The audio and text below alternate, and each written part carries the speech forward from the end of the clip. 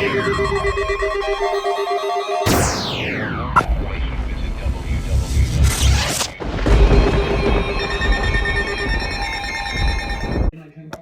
extreme southwestern California, Orange County, Riverside County, San Bernardino County, San Diego County, and the coastal waters from San Mateo points to the Mexican border and out 60 nautical miles, including San Clemente Island.